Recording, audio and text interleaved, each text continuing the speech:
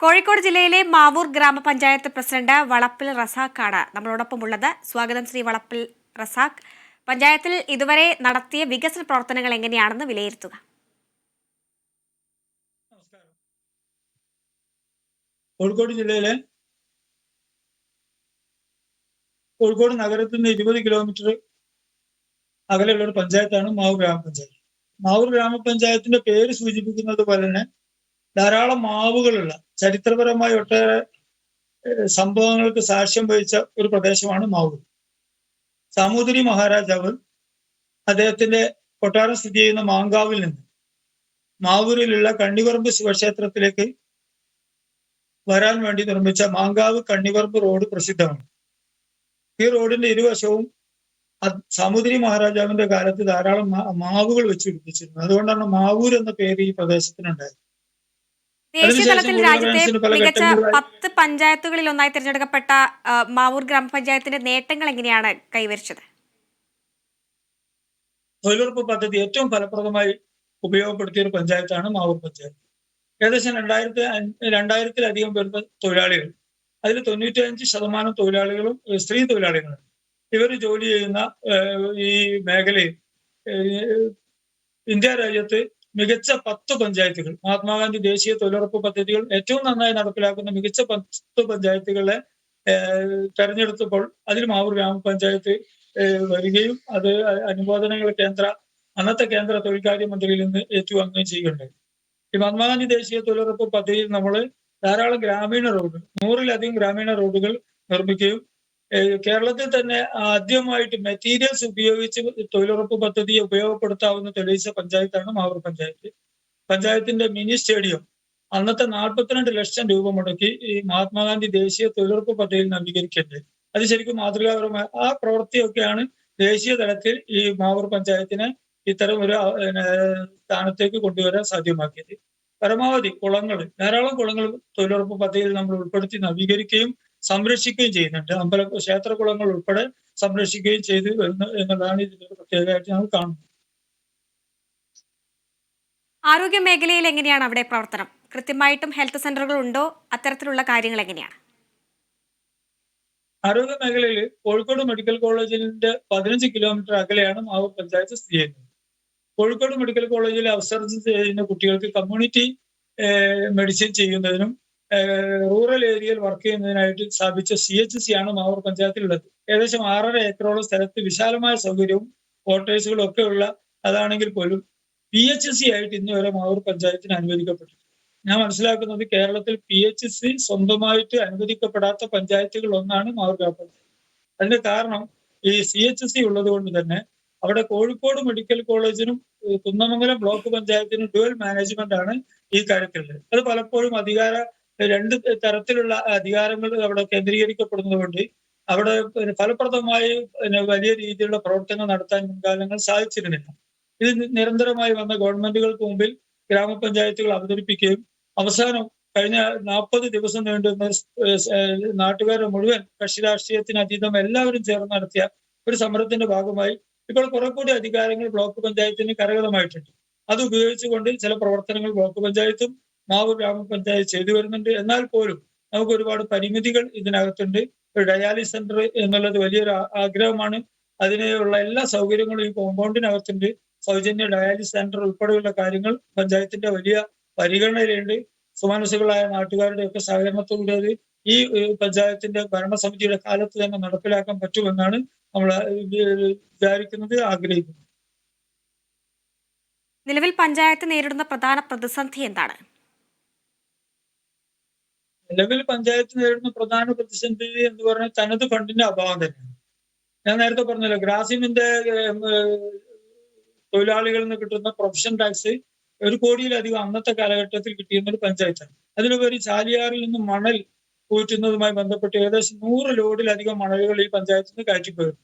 അതുവഴി ഏകദേശം 500ഓളം തൊഴിലാളികൾ പ്രത്യക്ഷമായും പരോക്ഷമായും ഈ മേഖലയിൽ തൊഴിലെടുത്തിരുന്നു. ആ ആളുകൾ തൊഴിൽരഹിതരായി. മണൽ നിരോധനം 2014 മണൽ നിരോധനത്തോടു കൂടി അതിൽ നിന്ന് മണൽ എടുക്കുന്നതിൽ നിന്ന് കിട്ടിയിരുന്ന വരുമാനം അതായിരുന്നു പഞ്ചായത്തിന്റെ വലിയ രീതിയിലുള്ള ആശ്വാസം. അതുകൂടി നിന്നതോടുകൂടി തനത് ഫണ്ടിന്റെ വരുമാനത്തിൽ വലിയ കുറവ് മാവൂർ ഗ്രാമപഞ്ചായത്ത് നേരിടുന്നുണ്ട്. അതോടൊപ്പം ഗ്രാസിം ഫാക്ടറി അടച്ചുപൂട്ടിയതിനു ശേഷം മാവൂരിന്റെ ഹൃദയഭാഗത്തുള്ള 400 ഏക്കറോളം വരുന്ന ഭൂമി, ആ ഭൂമി ഫലപ്രദമായി ഉപയോഗപ്പെടുത്താൻ നമുക്ക് സാധിച്ചിട്ടില്ല. ഗ്രാസിം അത് കൈവശം വെച്ചിരിക്കുന്നത് അവിടെ കാട് പിടിച്ച് പെരുമ്പാമ്പും കാട്ടുപന്നിയും വന്യമൃഗങ്ങളും ഒക്കെ വളരെയേറെ പ്രയാസം ഉണ്ടാക്കി കാർഷിക മേഖലയ്ക്ക് പോലും വലിയ ഭീഷണിയായി ഈ മേഖല തുടരുകയാണ്. അപ്പോൾ മാവൂർ പഞ്ചായത്തിന്റെ ഏറ്റവും വലിയൊരു ആഗ്രഹവും ഒരാവശ്യവും ഗ്രാസിം ഭൂമി ഫലപ്രദമായി ഉപയോഗപ്പെടുത്തിയാൽ അത് മാവൂരിന് മാത്രമല്ല കോഴിക്കോട് ജില്ലക്കും കേരളത്തിന് മൊത്തത്തിൽ അത് വലിയൊരു മാറ്റമായിരിക്കും. ഇക്കാര്യത്തിലാണ് സർക്കാരുകളുടെ ശ്രദ്ധ ഏറ്റവും കൂടുതൽ മാവൂരിന്റെ കാര്യത്തിൽ പതിയേണ്ടത് എന്നാണ് ഇവിടെ ആവശ്യപ്പെടാറുള്ളത്. മറ്റുള്ള പഞ്ചായത്തിൽ നിന്നും വ്യത്യസ്തമായി മാവൂരിനൊരു പ്രത്യേകത ഉണ്ടല്ലോ. വിശപ്പ് രഹിത മാവൂർ എന്ന പദ്ധതി എങ്ങനെയാണ് അവിടെ തുടർന്നു പോകുന്നത്? വളരെ മികച്ചതായി പോകുന്നുണ്ടോ? തീർച്ചയായിട്ടും. കഴിഞ്ഞ കേരളപ്പിറവി ദിനത്തിൽ നമ്മൾ നവംബർ 1-ാം തീയതി മാവൂർ പഞ്ചായത്ത് ഭരണസമിതി ആരംഭിച്ച ഒരു പദ്ധതിയാണ്. ഇത് പഞ്ചായത്ത് ഭരണസമിതിക്കകത്ത് പ്രസിഡന്റ് എന്നല്ലേ ഞാൻ ഈ ആശയം പറഞ്ഞ സമയത്ത് പഞ്ചായത്തിലെ 18 മെമ്പർമാർ എല്ലാ പക്ഷത്തുള്ള ആളുകൾ ഒന്നടങ്കം അതുമായി അനുകൂലിക്കുകയും അത്തരം ഒരു വലിയ പദ്ധതിക്ക് ഞങ്ങൾ തുടക്കമിടുമ്പോൾ ഞങ്ങളുടെ കയ്യിൽ വളരെ ശൂന്യമായ ബാങ്ക് ബാലൻസ് ആണ് ഉണ്ടായിരുന്നത്. പക്ഷെ നല്ലവരായ ആളുകളുടെ സഹകരണം കൊണ്ട് അത് 100 ദിവസം പിന്നിട്ടിരിക്കുകയാണ്. മാവൂർ പഞ്ചായത്തിലെ പഞ്ചായത്ത് ഓഫീസ് കെട്ടിടത്തിന്റെ താഴെ തുറന്ന പ്രത്യേക കൗണ്ടറിൽ അവിടെ ഓരോ മെമ്പർമാരും ഓരോ ദിവസം വരുന്ന ഈ ടോക്കൺ കൊടുക്കുന്ന സമയത്ത് ഉച്ചയൂണിന് മാവൂരിലെ ഏത് ഹോട്ടലിൽ ചെന്നാലും വിശക്കുന്ന ആളുകൾ ആരും വന്നാലും, അത് മാവൂർക്കാരൊന്നുമില്ല, ബസ് സ്റ്റാൻഡാണ്, ബസ് യാത്രക്കാരായ പലരും വന്ന് വരുന്നുണ്ട്, ഉച്ച സമയത്ത് വരുന്നുണ്ട്, ആശുപത്രിയിൽ പോയ അമ്മമാർ വരുന്നുണ്ട്. അങ്ങനെ പലരും ഈ മേഖലയിൽ വന്ന് നമ്മളെടുത്ത് ഈ സഹായം ചോദിക്കുന്ന സമയത്ത് അഭിമാനത്തോടു കൂടി അവർക്ക് ഹോട്ടലിലേക്ക്, മാവൂരിലെ ഏറ്റവും നല്ല ഹോട്ടലിലേക്ക് കയറി ചെന്ന് ഭക്ഷണം കഴിക്കാനുള്ള സൗകര്യം ചെയ്തു കൊടുക്കുന്നു. ഇത് സാമ്പത്തികമായി മാവൂരിലെ നല്ലവരായ ആളുകളുടെ സഹകരണം കൊണ്ട് മാത്രമാണ് ഇത് മുന്നോട്ട് പോകുന്നത്. പഞ്ചായത്തിൽ വന്യജീവി ശല്യം ഉണ്ടോ? പഞ്ചായത്തിന് ഞാൻ നേരത്തെ പറഞ്ഞല്ലോ, വന്യജീവി ശല്യം എന്ന് പറയുന്നത് കാട്ടുപന്നിയുടെ ശല്യമാണ് വളരെ പ്രയാസത്തിൽ നമ്മൾ നേരിടുന്നത്. കൃഷി ഉപേക്ഷിക്കേണ്ട അവസ്ഥയിലാണ് പല കർഷകരും ഇപ്പൊ നിലവിലുള്ളത്. നെല്ല് ധാരാളം കൃഷി ചെയ്തൊരു പ്രദേശമാണ് മാവൂർ. കുഞ്ചപ്പാടവും മാവൂർ പാടവും ഒക്കെ ഈ കാര്യത്തിൽ വളരെയേറെ ഏക്കർ കണക്കിന് ഭൂമി നമ്മുടെ കയ്യിലുണ്ട്. കൃഷി ചെയ്യാൻ ആളുകൾക്ക് താല്പര്യമില്ലാത്തൊരവസ്ഥയാണ്. ഗ്രാസിൻ ഭൂമിയിൽ നിന്ന് വരുന്ന കാട്ടുപന്നികൾ ഉൾപ്പെടെ ഇതിനെതിരെ പഞ്ചായത്തിന് ഇപ്പൊ കരഗതമായിരിക്കുന്ന വൈൽഡ് ലൈഫ് പദവി, പ്രസിഡന്റിന് ലഭ്യമായിരിക്കുന്ന പദവി ഉപയോഗപ്പെടുത്തിക്കൊണ്ട് നമ്മൾ കഴിഞ്ഞ ദിവസം ഒരു പന്നി നായാട്ട് തന്നെ നടത്തുകയുണ്ടായി. ലൈസൻസ് ഉള്ള ഷൂട്ടർമാരെ സംഘടിപ്പിച്ചുകൊണ്ട് വോളണ്ടിയേഴ്സിനെ അണിനിർത്തിക്കൊണ്ട് കൃഷിയിടത്തിൽ നടത്തിയ നായാട്ട് വലിയ വിജയമായിരുന്നു. അത്തരത്തിൽ ഫലപ്രദമായി ഇക്കാര്യത്തിൽ ഉപയോഗപ്പെടുത്തുന്നുണ്ട്. പഞ്ചായത്തിന്റെ വാർഷിക പദ്ധതിയിൽ ഇലക്ട്രിക് ഫെൻസിങ് എന്നുള്ള പദ്ധതി വെച്ചിട്ടുണ്ട്. അത് കർഷകർ ധാരാളം ഉപയോഗപ്പെടുത്തുന്നുണ്ട്. അപ്പൊ കർഷകർക്ക് വലിയ ഭീഷണിയായി നേരിടുന്ന ഒരു കാര്യം ഈ കാട്ടുപന്നിയുടെയും മറ്റു ശല്യമാണ്. ഇതിനാണ് ശാശ്വതമായിട്ട് ഒരു പരിഹാരം വേണ്ടത്.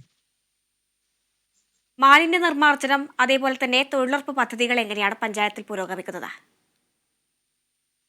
മാലിന്യ നിർമ്മാർജ്ജനം എന്ന് പറയുന്നത്, മാലിന്യ നിർമ്മാർജ്ജനത്തിന് കേരള സംസ്ഥാന സർക്കാർ ഹരിത കേരള മിഷൻ സ്ഥാപിക്കുന്നതിന് മുമ്പേ തന്നെ മാമ്പു എന്ന് പറഞ്ഞ പദ്ധതി, തനത് പദ്ധതി അവതരിപ്പിച്ച പഞ്ചായത്താണ് മാവൂർ പഞ്ചായത്ത്. മാമ്പു എന്ന നാമകരണം ഞാൻ നേരത്തെ പറഞ്ഞാലും മാവൂരുമായിട്ടുള്ള ബന്ധം ഓർമ്മപ്പെടുത്തിക്കൊണ്ട് മാമ്പു എന്ന് പറയുന്ന പദ്ധതി ഞങ്ങൾ ആവിഷ്കരിക്കുകയും ഈ മാമ്പു പദ്ധതിയിൽ നമ്മളെ അയൽക്കൂട്ടങ്ങളെ കൂടി ഉൾപ്പെടുത്തിക്കൊണ്ട് നമ്മളെല്ലാ പ്രദേശങ്ങളിലും 50 വീടുകൾക്കും 100 വീടുകൾക്കും പച്ച നിറത്തോടു കൂടിയ ഒരു ബിന്നുകൾ നമ്മൾ വിതരണം ചെയ്തു. ആ ബിന്നുകളിൽ എല്ലാ ആഴ്ചയിലും നിശ്ചിത ദിവസം ADS ഭാരവാഹികളുടെ സാന്നിധ്യത്തിൽ ആ പ്രദേശത്തെ വീട്ടുകാർ കൊണ്ടുവരുന്ന മാലിന്യങ്ങൾ വേർതിരിച്ച് ആ പ്ലാസ്റ്റിക് കൂടുകളിലേക്ക് മാറ്റുകയും അത് അവിടുന്ന് സംഭരിച്ച് കൊണ്ടുപോകാൻ അന്ന് MCF യൂണിറ്റ് സംസ്ഥാന സർക്കാർ പറയുന്നതിന് മുന്നേ സ്ഥാപിക്കുകയും ചെയ്ത ഒരു പഞ്ചായത്താണ് മാവൂർ പഞ്ചായത്ത്. പിന്നീട് സംസ്ഥാന സർക്കാരിന്റെ ശുചിത്വ മിഷനുമായി ചേർന്നുകൊണ്ടുള്ള പ്രവർത്തനമാണ് നടത്തുന്നത്. വളരെ വിശാലമായ സൗകര്യത്തോടെ ഒരു MCF ഉണ്ട്. MCFന്റെ 2ാമത്തെ കെട്ടിടവും കഴിഞ്ഞ ആഴ്ച നമ്മൾ ഉദ്ഘാടനം ചെയ്തു. അവിടെ പാക്കിങ്ങിന് ബെയിലിംഗ് മെഷീൻ ഉണ്ട്. നമ്മളിപ്പോ അവിടെ കൺവെയർ ബെൽറ്റ് സ്ഥാപിക്കാൻ പോകുന്നു. 31 അംഗങ്ങൾ അടങ്ങിയ ഹരിതകർമ്മ സേന വളരെ സജീവമായിട്ട് മുന്നോട്ട് പോകുന്നുണ്ട്. അവർക്ക് സ്വന്തമായിട്ട് വാഹനമുണ്ട്. ഹോട്ടൽ മാലിന്യങ്ങൾ ഭാവി പ്രവർത്തനങ്ങൾ പഞ്ചായത്ത് ഇക്കാര്യത്തിൽ ഒരു ഹെൽത്ത് ഇൻസ്പെക്ടറെ നമ്മുടെ പഞ്ചായത്ത് സ്വന്തമായിട്ട് നിയമിക്കാൻ പോവുകയാണ്. ശുചിത്വ മേഖലയുമായി ബന്ധപ്പെട്ടുകൊണ്ട് ഇവിടെ ഭാവി പ്രവർത്തനം എന്ന് പറയുന്നത് പഞ്ചായത്തിനെ സംബന്ധിച്ചിടത്തോളം തനത് വരുമാനം വർദ്ധിപ്പിക്കുകയും ഫലപ്രദമായ രീതിയിൽ പഞ്ചായത്തിന്റെ പ്രവർത്തനങ്ങൾ ജനങ്ങളിലേക്ക് എത്തിക്കാൻ വേണ്ട പ്രവർത്തനങ്ങൾ ആവിഷ്കരിക്കുകയും ചെയ്യുക എന്നുള്ളതാണ്. അതിനുവേണ്ടി ഒട്ടനവധി പദ്ധതികൾ നമ്മൾ ആവിഷ്കരിച്ച് വരുന്നുണ്ട്. പഞ്ചായത്തിന്റെ മിനി സ്റ്റേഡിയം കായികപരമായിട്ട് നമ്മുടെ ചെറുപ്പക്കാരായിട്ടുള്ള ആളുകളെ കൂടുതൽ ഈ പ്രവർത്തനങ്ങളുമായി പങ്കെടുപ്പിക്കുന്നതിനായിട്ട് മിനി സ്റ്റേഡിയം നവീകരിക്കുന്നുണ്ട്. അവിടെ ആളുകൾക്ക് സൗകര്യപ്രദമായ രീതിയിലുള്ള ടോയ്ലറ്റ് സമ്പ്രദായവും ഗ്രീൻ റൂമുകളും നമ്മൾ അതിന്റെ പ്രവൃത്തി നടന്നുകൊണ്ടിരിക്കുന്നു. അതുപോലെ തന്നെ പഞ്ചായത്തിന്റെ റോഡുകൾ 82-ലധികം റോഡുകൾ, ജലജീവൻ കുഴിച്ചിട്ട റോഡുകൾ റിസ്റ്റോർ ചെയ്യാൻ കഴിയാത്തത് ഒരു പ്രയാസം ആളുകൾക്ക് വലിയ രീതിയിൽ അനുഭവപ്പെടുന്നുണ്ട്. അപ്പൊ അത് പുനഃസ്ഥാപിക്കുക. അടുത്ത കാലവർഷത്തിന് മുമ്പ് റോഡുകൾ ഏത് വിധേനയായാലും പുനഃസ്ഥാപിക്കുക, ആളുകൾക്ക് ഉപകാരപ്രദമാക്കുക എന്നുള്ളതാണ് മാവൂർ പഞ്ചായത്തിലെ പ്രവർത്തനങ്ങൾ ഇനിയും മികച്ചതാക്കാൻ സാധിക്കട്ടെ.